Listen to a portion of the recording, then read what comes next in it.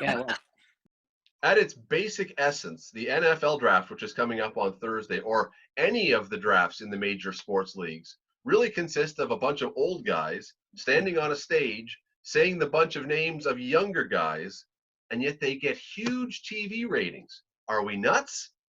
Let's dive down that rabbit hole.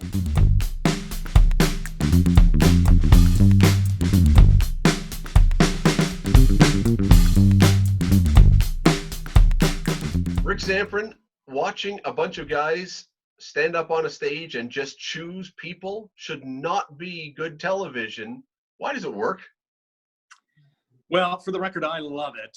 Whether it's the NFL draft, the NBA draft, the NHL draft, Major League Baseball, not so much because it's not as publicized and not as high profile on TV. But I think, well, there's a couple of reasons. Number one, being a sports fan and you obviously have an interest in a particular team, or maybe you're a fan of a few teams. You want to see, the next generation of those players. You might be a fan of the junior team or the college team that individual is being drafted from. So that is going to draw your interest. But I think more often than not, the underlying factor of why drafts are so popular is because hope. You're a fan of, Team X, and you draft a player, there's hope in that player that particular individual is going to turn your franchise around, put your franchise over the hump, make it a championship contender. And sometimes, and many times, that player is a bust. And that also has, adds fuel to the fire of being a fan of a particular team that is in the doldrums for many years. So it could be, there's a lot of good and bad for the draft, and there's a lot of drama as well. Yeah, you hope for hope. Yes. You hope there's hope. Bubba, what do you think? I mean, is Rick's point the case? Is it just because we love having hope and that's the reason why people will tune in? Absolutely. I think emotion is actually at the core of any type of draft, regardless of the sport, because I think, hey, what's the root of fan? It's fandom. And right, I think because of drafts and the fact that nowadays we can access the internet and look up and research what holes do my team need? So this way, many players, or at least fans, are actually doing their research nowadays to find out, well, who is the actual participant that will help our team? So this way, there's a cheering aspect that while you're watching these events, and especially the people that are at the drafts, I mean, you're at such a fever pitch, hoping that your team will pick the particular person that you want them to pick. I think it creates excitement. I think I think both guys are correct here, and I think the element of fandom, Bubba, is exactly what it is. It's fandom multiplied into it's sort of like spring training, right? Everybody they don't start at 0-0, but the hope factor is there that something's going to turn around. But I'll add some other things of fandom here to it, and maybe they're not so positive. One would be hype. Fans fall for hype. And we found that in baseball when the hype wasn't there during the strike, the biggest strike for a year long, a lot of fans left the game because they weren't subjected to that daily hype. And they suddenly said, why do I need this? That's part of it. Second is the technology involved now. Those shows are pretty good. They're not just a guy standing up there. They're not just a guy like me with white hair saying this, that, and the other thing. I agree, Scott, that's the framework. But there's all of those great clips. There's they do the NBC Olympic type stories in the person's home and that kind of thing. So there's a personal part to it. And the third part, I think, is, for the most part, this is the last time, or except for hockey, where the players have a bit of a, able to be herded mentality. This is one of the last times where there's a pure and utter desire of that player who's chosen to be with that team. At least that's the projection part of it. Eric Lindros and, say, Peyton Manning notwithstanding, both of those guys weren't going to go to the team they were at, and I think that's part of it. I think one other thing too. Sorry to interrupt, yeah. But we're all sports fans here. I think one of the elements of drafts is we're all armchair quarterbacks. We're all pseudo general managers, and we love to see the wheeling and dealing and the picks going down. And would we pick this person or that person? So I think that's a big element too. Is that we all want to be a GM of a particular team in whatever the sport is. And Rick, that makes a lot of sense in, say, football and basketball. I'll give you that one because we've seen those players in college basketball and college football play. So we know something about those guys. So when you're the GM at home, you've seen that quarterback, you go, oh, he stinks or he's great. But the NHL draft, look, I got to say, there are very few people who watch the NFL draft and have seen any of these guys play. Maybe one, maybe two. a few of them maybe on Team Canada. With the NHL draft and the Major League Baseball draft, we have no idea who these guys are. Well, that's where the layers of hype come in. And part of that comes from, even though they don't necessarily have the rights for it, what TSN does with the World Juniors, and just the plethora of hockey on the air now. And so there's a bit of a more hype leading up to it. And I'm not sure that the average person gives a damn about the NHL draft. They do more on the other two. Because they're bigger. And of course, nobody cares about the baseball draft. And we'll get to that later. I would disagree a little bit. I would disagree a little bit. I think the NHL draft certainly does draw attention. Of course, we can't compare, I think, anything in the National Hockey League to the exploits of the National Football League. But I think junior hockey is growing to the point right now, and we've seen this foreign element of Russian players from Europe that are coming over. And with the internet, it is easily accessible right now to see the exploits of these players and actually see them on tape on what they can do.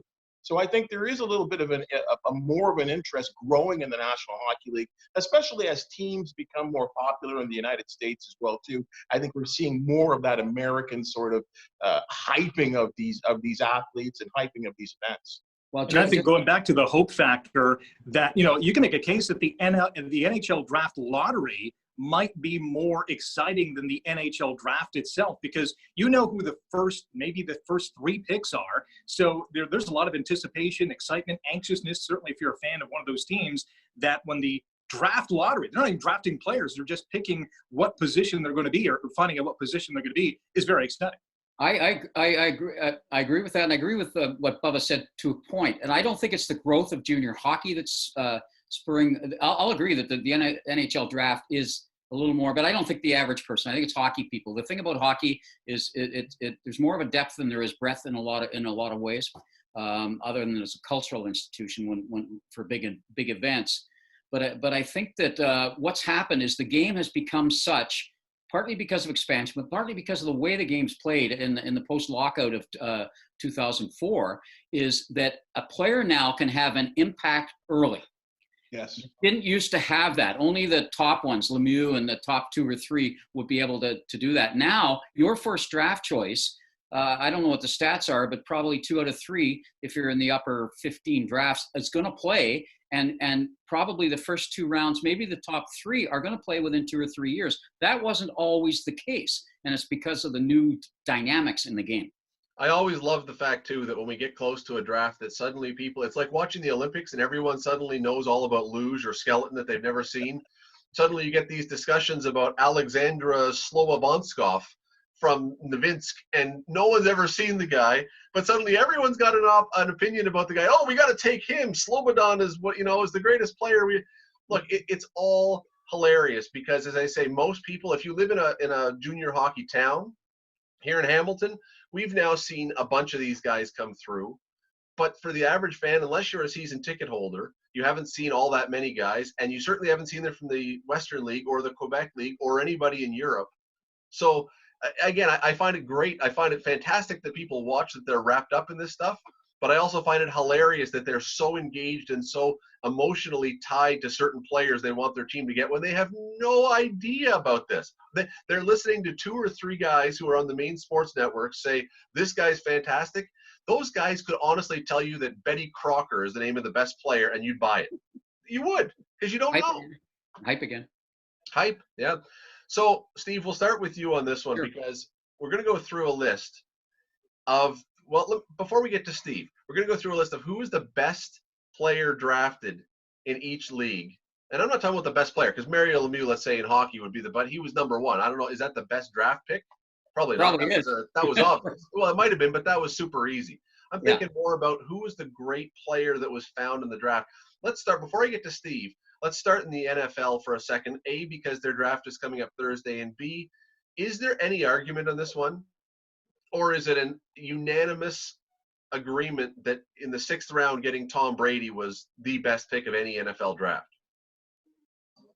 I think Yeah, well, I think it's unanimous. Anytime you win 6 Super Bowls, and of course you're drafted, sixth overall, Tom Brady's certainly in that Sixth category. round. But I think sixth round. I think to your point though, I think that's the default pretty much. But I mean, there's a couple out there. Shannon Sharp, who was a tight end for the Denver Broncos for many years, drafted in the 7th round, and I think you could put Shannon Sharp, who pretty much played for a lot of his career under the sort of, he was like the little brother to Sterling Sharp, who was an excellent wide receiver in the league a little bit before him. But you could put Shannon Sharp in the category of Ozzie Newsome, Tony Gonzalez, the recently reappearing Rob Gronkowski, and maybe even Tony Whitten as the best tight ends in the game of all time. Anyone disagree with Brady or with Sterling Sharp? Anyone got a big issue with those? I'll put another couple of guys at number 2. And this goes back a little bit. There's a guy named Deacon Jones who was taken 186 overall. Nobody really cared much about him. LA got him, and I don't know how many times. He's a Hall of Famer. He was a fantastic defensive end, one of the best of all time. But you can make an argument for number 2 for Joe Namath, even though because there were 2 leagues then, and so one league took him first overall, and one league, that was the AFL, and the NFL took him 12th overall.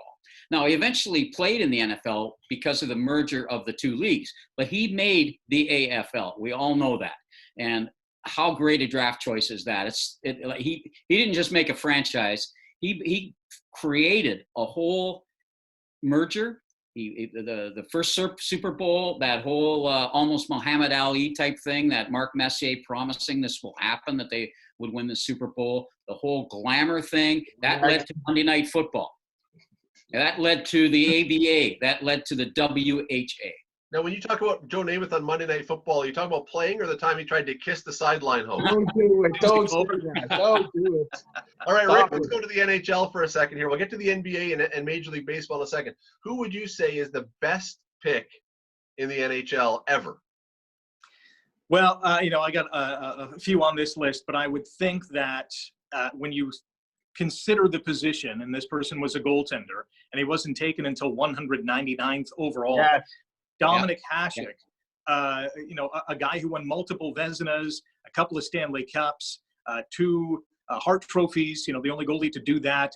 You got to look at a guy who not necessarily changed the position because he played that position so differently than anybody else did, but he was a guy who just was obviously the dominator, won an Olympic gold medal, as we know, in '98 in Nagano. For a 199th overall draft pick to be that impactful for his franchise and for the league, to me, that's upwards at the top of the charts. Gotta agree. I'll throw Luke Robitaille in there as well, 9th round pick. There's a few guys. I mean, it's amazing. Zetterberg was way down there. Doug Gilmour was a 7th round pick. I mean, you could put a pretty good team together with guys taken after the 6th round or 7th round, which is amazing when you consider that NHL general managers now, they will hold on jealously to their first round picks, but they'll throw around 5, 6, 7, 8 round picks, not 8 anymore, but they'll throw around those late picks like nothing. And there are guys out there.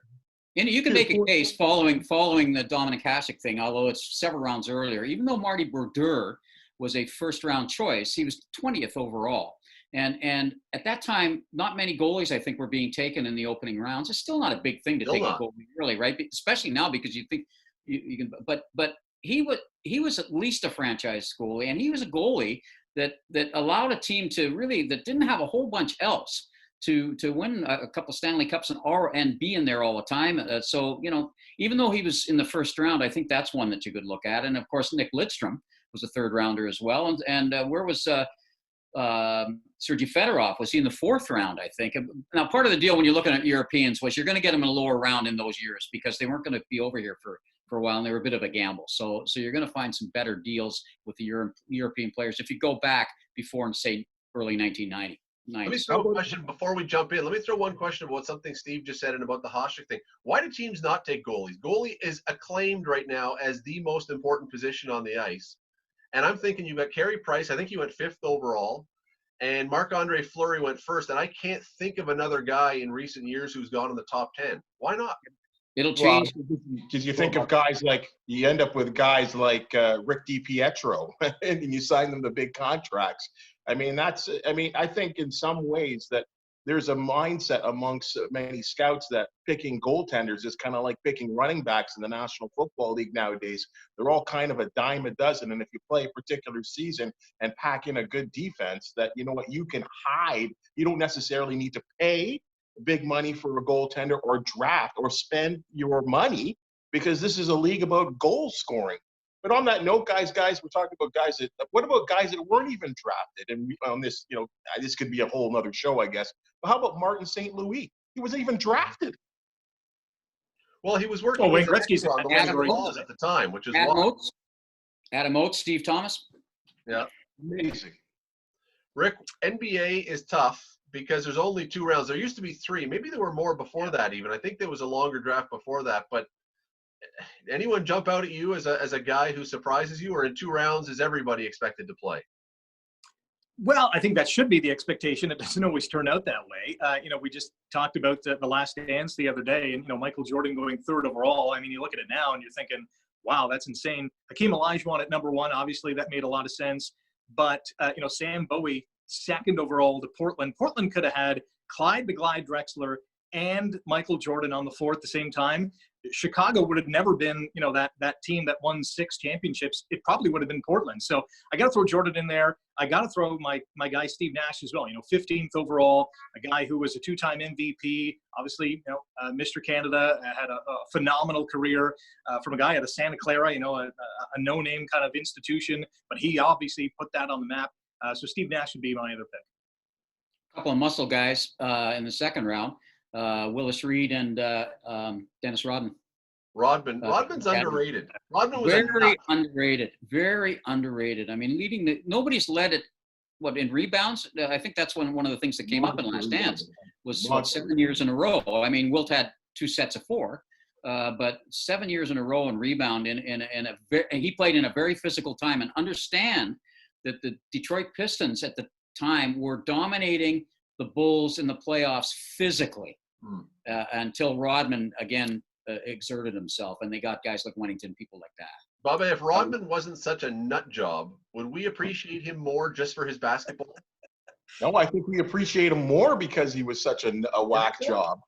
I think so. I think that would add it to the color. I think in the NBA, they would privately say that. I mean, we enjoyed characters like this. I think any sport really would. But I don't know that he gets the kudos for his basketball, because we talk about his hair and we talk about dressing up as a bride and going to North Korea and all these things. Because he did all the dirty work. He did all the dirty work. I agree. He was never a big scorer, and I think you never do gain that acclaim that you're talking about when you're a guy that's, boxing out guys, you're taking elbows, throwing elbows, going up and getting rebounds. I think that's all the dirty work. Those players are never really appreciated pretty much until the end of their careers. But hey, guys, I think we forgot about a guy that was drafted late 2nd round on one of the greatest stretches of teams that we've ever seen, and that's Manu Ginobili, who arguably is the best 6th man in basketball history. Playing alongside those great teams with Duncan and Parker and Robinson, and won multiple championships. So let's also remember the fact that he was an international player too, which also makes it a little special as well. And Tony Parker was a 2nd rounder too. Dennis Rodman, 27th overall, and 10 years later, we kind of forget, and different circumstances because Kobe Bryant was coming out of high school, but he was drafted 13th overall, and we all know what happened with Kobe. Yeah. And George Gervin, 3rd round pick. One more league, Steve. You're a guy who's covered Major League Baseball for years. Who is the best pick ever in Major League Baseball as far as stealing one? Well, there's 3 that really.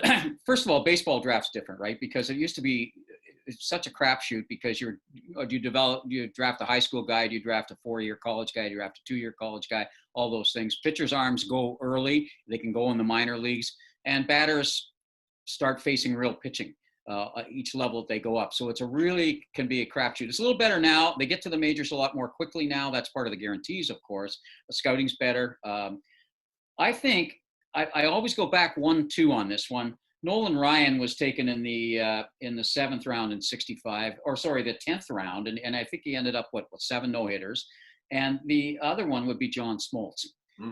He was, I don't know, 22nd round or something. I remember that's the other thing too. I mean, you can go down to how many rounds in baseball, 30 something. And John Smoltz, he one of the greatest trades of all time, John Smoltz for Doyle Alexander. John Smoltz was a young guy. He ends up being a Hall of Famer in Atlanta, but Doyle Alexander helps the Tigers. In fact, was the primary reason the Tigers edged out the Blue Jays in 1987 for that great run. The third one is Mike Piazza. Second last guy taken in the draft, I think something like 62nd round or something like this he was. And he was only taken because he was the godfather of Tommy Lasorda. He becomes a Hall of Famer. Now, I voted for all three of those guys. Piazza, I had a hard time because there was suspicion about steroids, but I drew a line in the sand. They had to be proven or named in the report or refused to. There were a number of reasons why I had to vote for him, but he ended up he had those kind of numbers. Now, whether he was aided in that is still open for debate, but I voted for all three of those guys for the Hall of Fame.